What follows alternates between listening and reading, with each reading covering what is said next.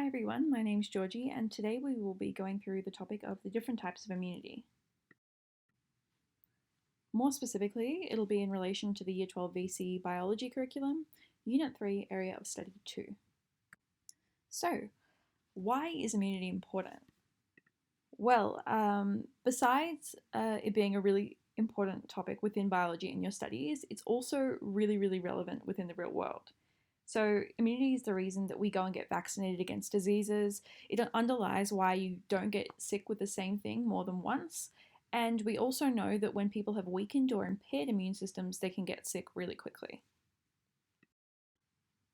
So, the learning intention for today will be that by the end of this video, you will understand the difference between natural and artificial immunity and the difference between active and passive strategies for acquiring immunity.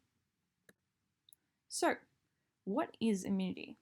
Immunity is defined as the condition of being able to resist a particular disease via preventing growth of pathogens or counteracting the effects of their products. So, what does that actually mean? So, it means when your body is in a state that it is able to fight disease so you don't get sick. So, it does this by getting rid of the pathogens. So, a pathogen is a disease causing microorganism such as your bacteria, virus, fungi, or even protozoa. And the other part of this is counteracting the effects of their products. So this is talking about when a bacteria might produce toxins, so something that is a product of a pathogen. Okay, so let's move on to talking about the different types of immunity.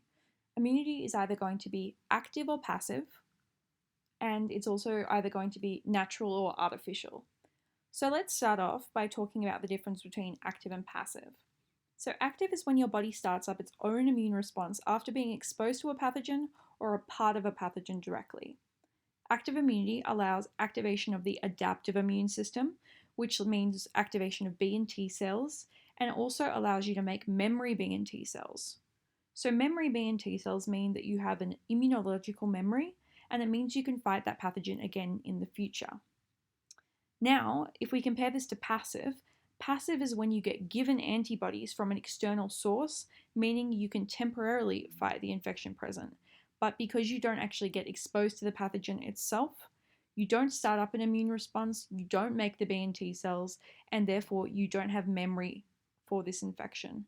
Therefore, you only have a temporary protection, and if you encounter this pathogen again in the future, you will not be protected unless you've got that antibodies currently in your system.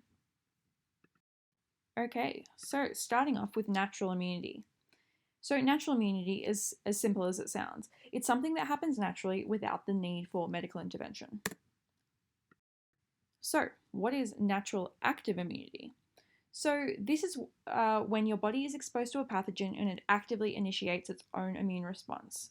So as we were talking about before, the actual pathogen, which is what leads to developing a disease, that activates the adaptive immune system, leading to activation of B and T cells. Your B cells will go on to make your antibodies, and your T cells will go on to kill infected cells. Ultimately, the B and T cells together will work to kill the pathogen and stop you from getting sick.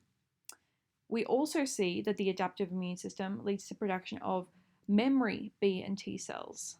So they're what allows you to have that immunological memory. So if you encounter that same pathogen again in your body, it'll be ready to fight immediately, and this is why you won't get sick from the same pathogen twice.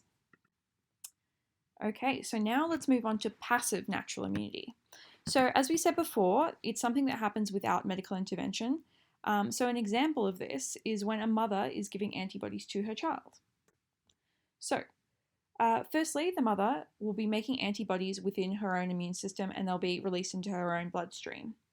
When she's pregnant, she'll pass these antibodies to the baby via the bloodstream and the placenta, or after birth, the antibodies will get into her breast milk and then the baby will acquire them this way. Then, once the antibodies are within the baby's circulation, it'll go on to allow the baby to fight any pathogens that it encounters. So, unlike natural active immunity, the baby is never directly exposed to the pathogen. It means that there is no activation of the adaptive immune system, we don't have the B and T cell production, and we don't have that immunological memory made. Therefore, it's only a temporary protection. So once the baby stops breastfeeding, it's no longer being protected by mum's antibodies, and it means that it can get sick. So this is one of the reasons why babies get so many injections within their first couple of years of life, to start like activating their immune system. Okay, so this leads us well into artificial immunity. So artificial immunity is something that you acquire from medical interventions. Okay, so if we start off with active artificial immunity, the classic example is vaccinations.